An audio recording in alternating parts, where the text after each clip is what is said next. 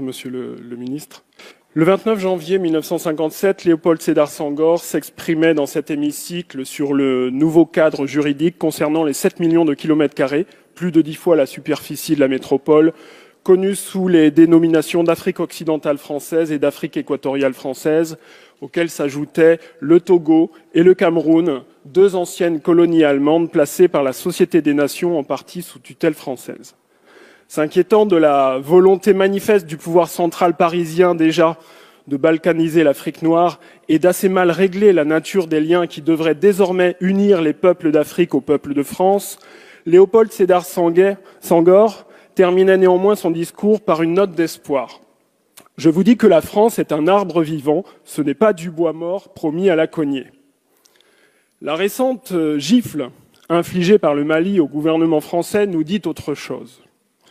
En venant bien trop tardivement au Parlement, parce qu'il est trop tard, vous vous êtes privé de l'avis éclairé du peuple de France qui vous aurait dit il y a fort longtemps que c'est assez de cette guerre.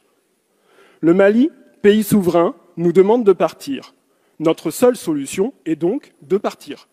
Mais le mal est fait. La gifle du Mali, c'est l'illustration d'un joli discours du président Macron en 2018 à Ouagadougou qui se fracasse à l'approche des réalités. Mais comment disserter une heure durant sur la relation de la France à l'Afrique en feignant d'ignorer que la France, c'est d'abord et avant tout des militaires, des fusils, des drones et des bombes en Afrique? La gifle du Mali, c'est la réponse au cynisme, à l'arrogance et l'exploitation rapace made in France. Les voilà les valeurs de la France qu'on mesure au quotidien quand on vit au Sahel et dans toute la région. Et à ceux qui viennent en France, la maltraitance d'État pour ces migrants pas assez riches ou trop noirs. On dit qu'on combat chez eux le terrorisme, mais on leur refuse un titre de séjour parce qu'ils vivent dans un pays sûr. Incroyable.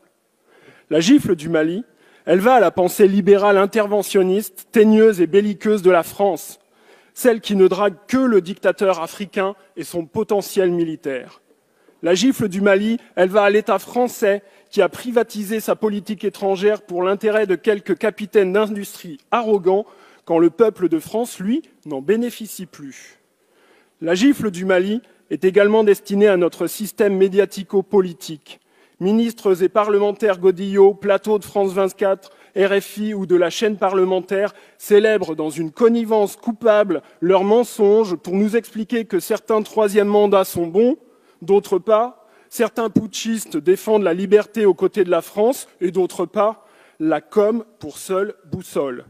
Les réseaux sociaux ont balayé la propagande française cachée derrière ce marketing ridicule du pays des droits de l'homme et de la démocratie, quand nous sommes en réalité le troisième pays le plus gros vendeur d'engins de la mort de la planète.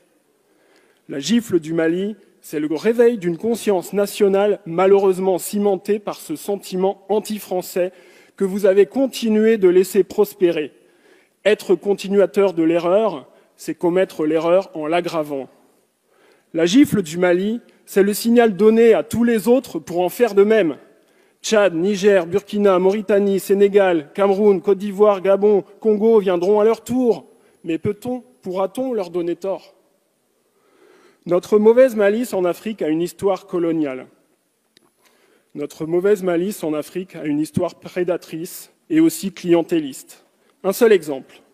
En 1953, Sylvanus Olympio, président du Togo, lequel avait eu l'audace de déclarer à l'AFP « Je vais faire mon possible pour que mon pays se passe de la France », est assassiné.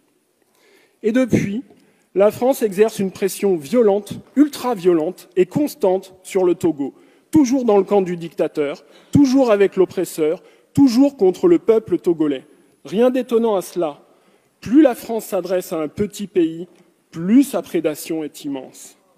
La gifle du Mali, c'est aussi la seule réponse possible d'un pays digne face à la tragique erreur française du 3 janvier 2021. Cette frappe aérienne conduite par l'armée française qui a tué 19 civils réunis pour un mariage à Bounti.